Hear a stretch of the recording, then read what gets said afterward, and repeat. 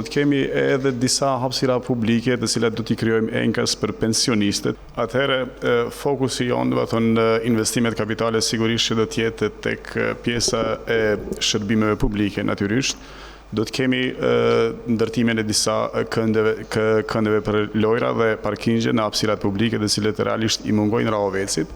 Dhe po ashtu do të kemi edhe disa hapësira publike të cilat do t'i krijojmë enkas për pensionistët, të cilët realisht nuk i kanë ende një hapësirë publike adekuate. Është rregulluar një shtëpi e dedikuar nga qeverisja aktuale e zotit Latifi, por që asnjëherë domethënë nuk ka gjetur një mbështetje ose një pranim domethënë të një objekti i cili është ndërtuar domethënë në periferitë e qytetit. Gjithashtu do të krijojmë edhe parqe të ndryshme të cilat janë ekzistuese brenda qytetit ose brenda lagjeve, por nëse janë aty, domethënë ne edhe do t'i mirëmbajmë natyrisht.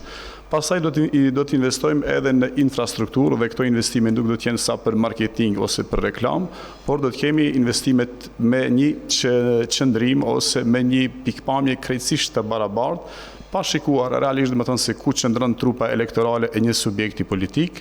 Natyrisht pjesë e investimeve do të jenë domethënë edhe pjesa tjetër e investime në arsim, që do të kemi domethënë një qerdhe të re, që kemi një zotim të ri brenda programit tonë tashmë.